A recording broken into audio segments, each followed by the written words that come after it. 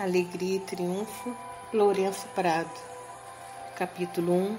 A vida é um jogo. É comum considerar-se a vida uma luta, porém para os sábios hermetistas ela é mais um jogo que uma luta. Entretanto, para que o indivíduo possa sair vencedor nesse jogo, é preciso que conheça as regras de sua execução expostas com admirável clareza na Bíblia. Jesus Cristo vos ensinou que é um grande jogo de dar e receber. Diz São Paulo em sua Epístola aos Gálatas, capítulo 6, versículo 7. Pois aquilo que o homem semear, isso também ceifará. Com estas palavras, o apóstolo queria dizer que aquilo que expressardes em vossas palavras e atos vos voltará, que recebereis o que derdes. Se derdes ódio, recebereis ódio. Se derdes amor, recebereis amor. Se criticardes, sereis criticados. Se mentirdes, vos mentirão. Se iludirdes, vos iludirão. Os mestres cabalistas ensinam também que a vossa faculdade imaginativa desempenha um papel importante no jogo de vossa vida. Diz um deles nos seus provérbios, capítulo 4, versículo 23. Guarda com toda diligência o teu coração, ou imaginação, entre aspas. De fato, tudo aquilo que imaginardes, cedo ou tarde, se expressará em vossos negócios. Conheci um homem que temia certa moléstia rara e difícil de adquirir, porém, ele a formou tanto tempo em sua mente, lendo o que for escrito sobre ela, que a mesma se manifestou em seu corpo, destruindo, vitimando pela imaginação desorientada. Assim, pois, para jogardes com êxito a partida da vida, é preciso educardes vossa faculdade imaginativa. Se tiverdes vossa faculdade imaginativa educada para imaginar somente o bem, realizareis em vossa vida todo o desejo justo de vosso coração. Saúde, riqueza, amor, amigos, expressão perfeita de vós mesmos. Enfim, vossas ideias mais elevadas. A imaginação foi apelidada a tesoura da mente, pois está sempre cortando, dia e noite, as figuras que vedes nela, e mais cedo ou mais tarde encontrareis no mundo as suas criações. Para educardes com proveito a vossa imaginação, deveis adquirir conhecimento de vossa mente. Disseram os gregos, conhece-te a ti mesmo. Vossa mente é constituída de 3 departamentos: o subconsciente, o consciente e o superconsciente. O subconsciente é simplesmente uma força sem destino. É semelhante ao vapor e à eletricidade que executam mais coisas de acordo com a direção recebida, não tendo força intuitiva. Aquilo que sentes profundamente em vosso íntimo ou imaginas com clareza é expresso em vosso subconsciente e executado em todos os seus detalhes. Por exemplo, conheço uma senhora que, quando criança, gostava muito de fingir que era viúva. Vestia-se de luto e cobria-se com um grande véu preto, fazendo as pessoas amigas julgarem-na muito inteligente e divertida. Cresceu e casou-se com um homem a quem muito amava. Porém, pouco tempo depois, o marido faleceu e ela pôs luto e véu por muitos anos. A imagem mental que fizera de si mesma como viúva ficara impressa em sua mente subconsciente e a manifestara-se no tempo conveniente, causando-lhe grande infelicidade. A mente consciente foi denominada pelos psicólogos antigos mente moral ou carnal. Ela é a vossa mente exterior e vê a vida apenas como parece ser. Vê a morte, o desastre, a moléstia, a pobreza e toda espécie de limitação e grava as imagens dessas coisas no subconsciente. A vossa mente superconsciente é a mente divina manifestada em nós, sendo também a região das ideias perfeitas. Nela se encontra o modelo perfeito de que fala Platão, o esboço divino, pois para cada um de vós existe um esboço divino. Como diz o mestre de esoterismo, existe um lugar que deveis ocupar e ninguém mais pode ocupá-lo. alguma coisa que tereis de fazer e ninguém mais pode fazer. Na vossa mente superconsciente existe um desenho perfeito do plano de vossa vida. Talvez tenha atravessado a vossa consciência como ideal inatingível, alguma coisa tão boa que vos tivesse parecido impossível de ser real. Na verdade, ele é o vosso verdadeiro destino, a vossa predestinação comunicada à vossa consciência num clarão momentâneo pela inteligência infinita que reside dentro de vós. Todavia, é possível que ignoreis o vosso verdadeiro destino e luteis para alcançardes coisas e posições que não vos pertencem e que, se fossem conseguidos, só vos trariam insucessos e descontentamentos. Por exemplo, uma esoterista americana refere o seguinte: uma senhora se dirigiu a mim e pediu-me para que afirmasse que ela se casaria com um homem por quem estava muito apaixonada. Ela o designou por AB. Respondi-lhe que isso seria violação da lei espiritual e que eu faria a afirmação somente em relação ao homem conveniente, ao escolhido divino, o homem que lhe pertencia por direito ou determinação divina. Acrescentei, em seguida: se AB for o homem conveniente, não podereis perdê-lo. Porém, se não o for, recebereis o seu equivalente. Ela via frequentemente AB, porém nada concorreu para aproximá-los. Uma noite veio visitar-me e disse-me: devo dizer-vos que na última semana AB não me parece mais tão atraente. Respondi-lhe: talvez ele não seja escolhido divino. Talvez seja outro o homem que vos convenha. Logo depois, ela encontrou outro homem que lhe afeiçoou imediatamente, declarando-lhe que ela era o seu ideal. Enfim, disse-me tudo o que ela tanto tinha almejado ouvir da parte de AB. Quando me relatou o acontecimento, estava tão satisfeita que exclamou: foi uma coisa inteiramente inesperada. Em pouco tempo sentiu tanta atração por ele que perdeu todo interesse por AB. Este fato mostra a existência de uma lei de substituição, por meio da qual uma ideia errônea foi substituída por uma ideia justa, não havendo, pois, prejuízo ou sacrifício. Jesus Cristo disse: procurai primeiramente o reino de Deus e sua justiça, e todas as coisas vos serão acrescentadas. E indicou ainda: o reino de Deus está dentro de vós. Esse reino é a região das ideias justas ou do modelo divino.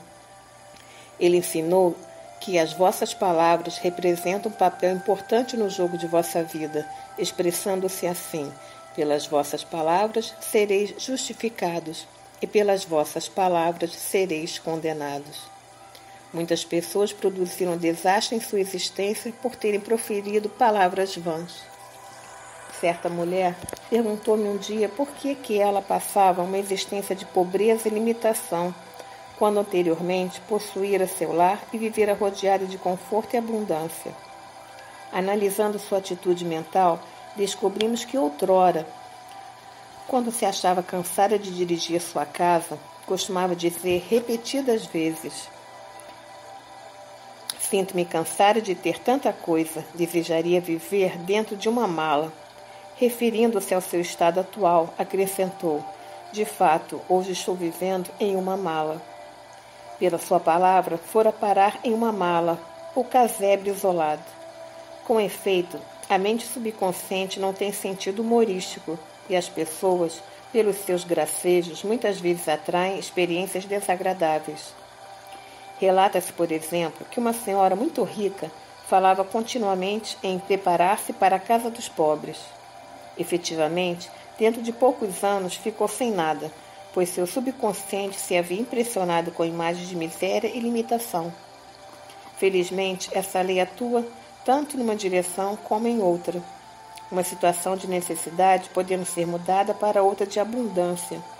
O seguinte exemplo, citado por uma esoterista americana, ilustra essa aplicação da lei. Diz ela: certa senhora se dirigiu a mim num cálido dia de verão, pedindo que fizesse um tratamento para sua prosperidade. Ela estava triste, abatida e desanimada, e disse-me que possuía apenas $8.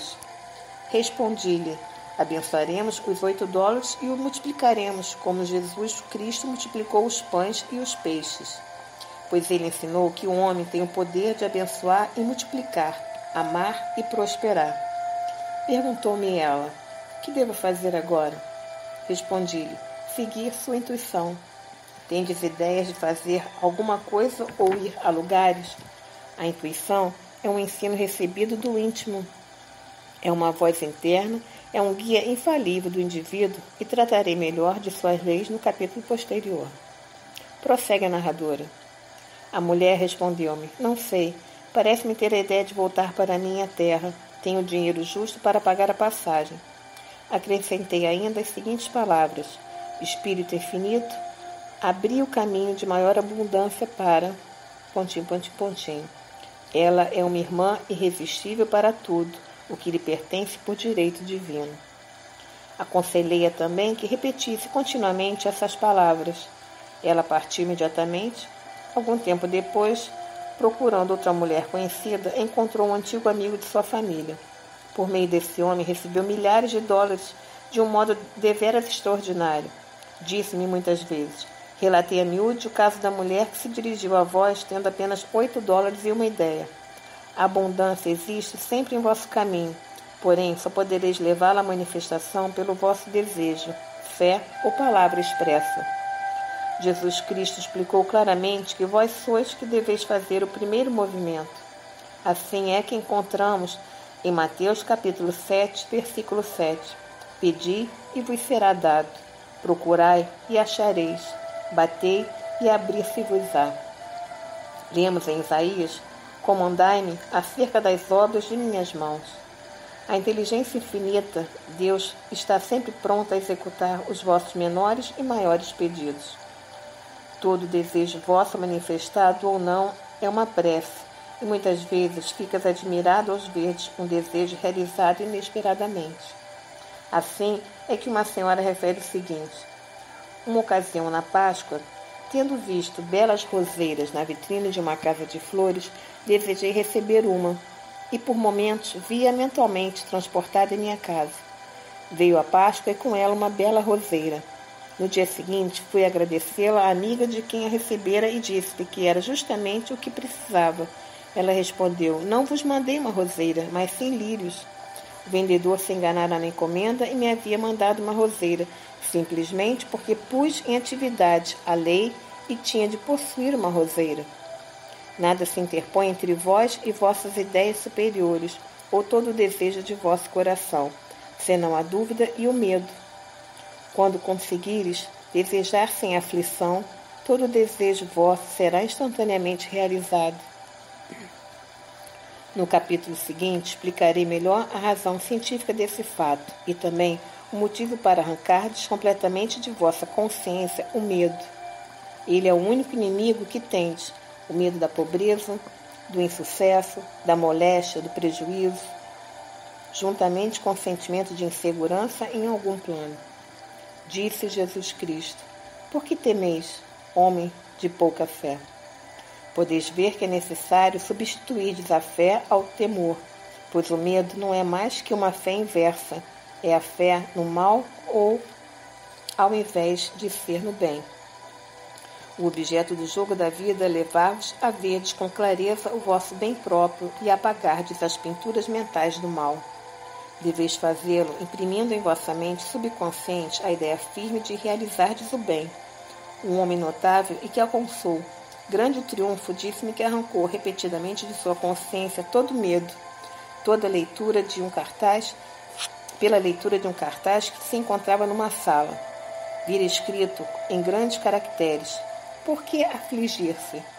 Provavelmente isso nunca acontecerá. Essas palavras ficaram indelevelmente impressas em sua mente subconsciente e ele adquiriu a firme convicção de que só o bem podia apresentar-se em sua vida e, portanto, só o bem podia manifestar-se. No próximo capítulo, tratarei das diferentes métodos para gravar as coisas na vossa mente subconsciente. Ela é uma serva fiel, porém é preciso ter cuidado em dar-lhe ordens certas. Tende sempre um ouvinte silencioso ao vosso lado.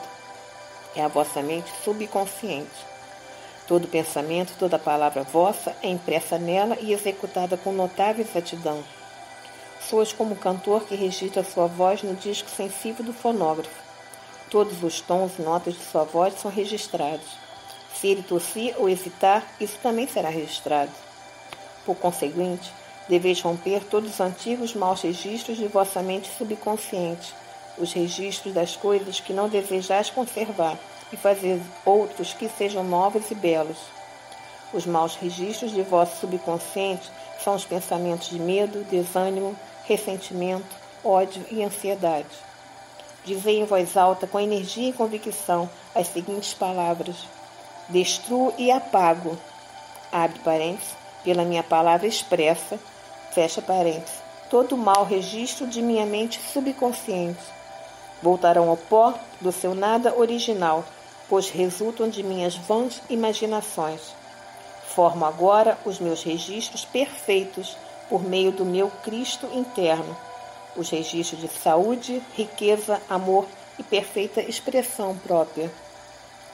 Tal é o mais alto grau de vida, o jogo perfeito e completo. Como dizem os provérbios, a morte e a vida estão no poder da língua. Portanto, afirmai que vossa existência é uma expressão dos sublimes princípios da harmonia, amor, verdade e justiça, até que essas palavras fiquem perfeitamente gravadas em vosso subconsciente e se tornem elementos essenciais dos vossos atos.